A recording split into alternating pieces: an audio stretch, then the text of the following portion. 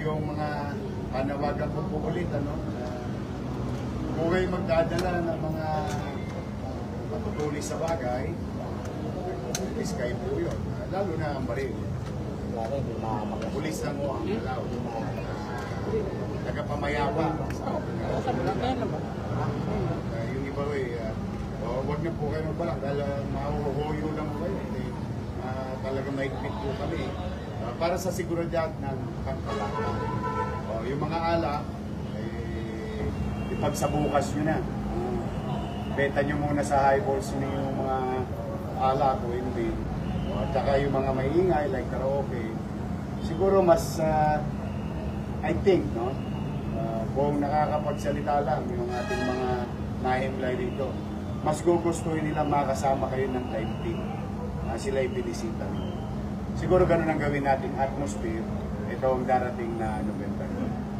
Visit our loved one, offer something, particularly prayers. So, na zero vendors ulit sa Lopez? Bawal. Bakit? Kasi million kasi ang darating. Hindi naman na lumalawak ang sementeryo. In fact, pasikip ng pasikip ito.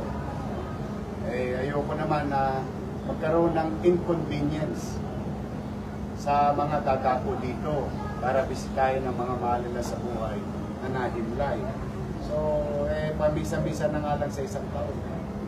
Ayoko naman. Pero, magkaganon pa man, as you can see, yung mga partikular na pangangailangan na binibili ng tao, normal, which is mga bulaklak at kandila, pinayagan ko naman sila sa labas ng sementeryo. Pero may gobyerno pa rin. Hindi pwedeng pawardi-wardi at hindi nga tayo naka-istorbo sa loob, naka-istorbo naman tayo sa labas. Kailangan magkaroon ng pagsasaayos.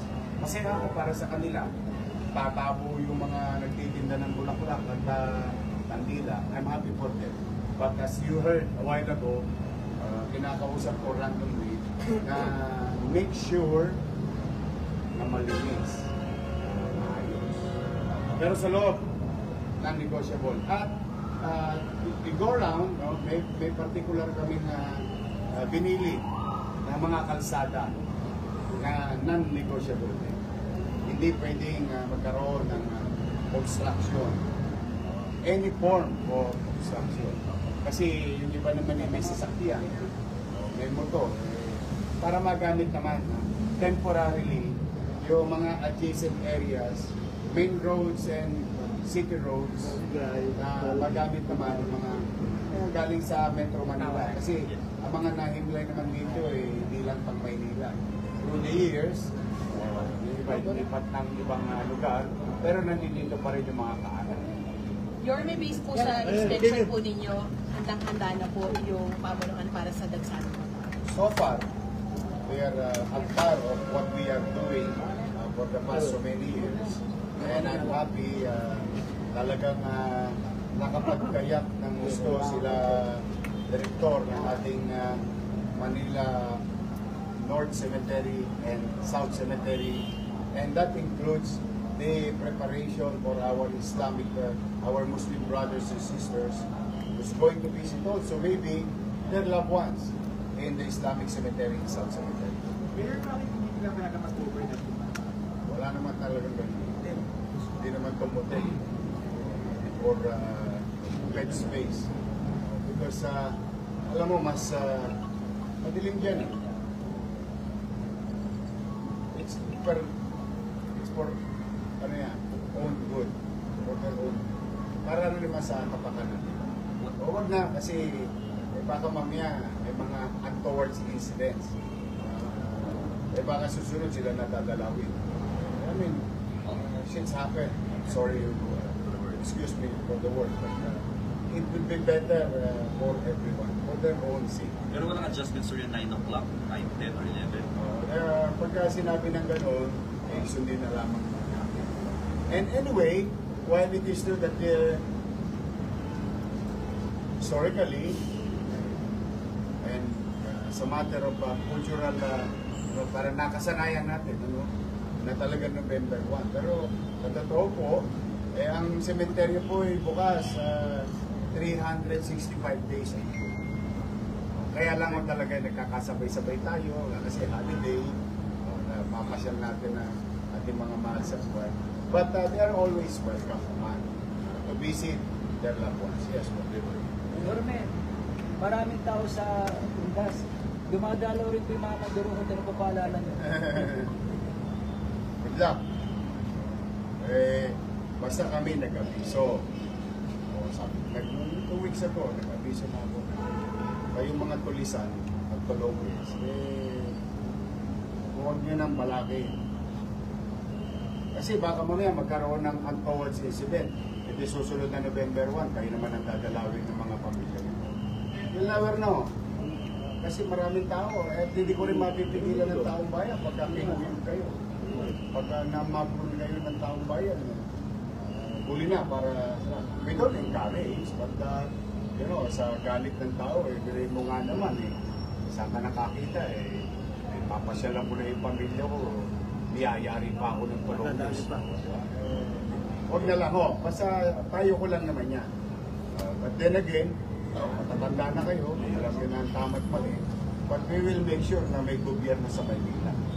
Ngayon, kung nakalibawa, maswertihan nyo, yung araw ng patay, naging Pasko sa inyo, nakatakas kayo, yung kukunti nyo nakuha, hindi magiging sulit dahil mauubos yun, yung kinita ninyo sa pagtatago.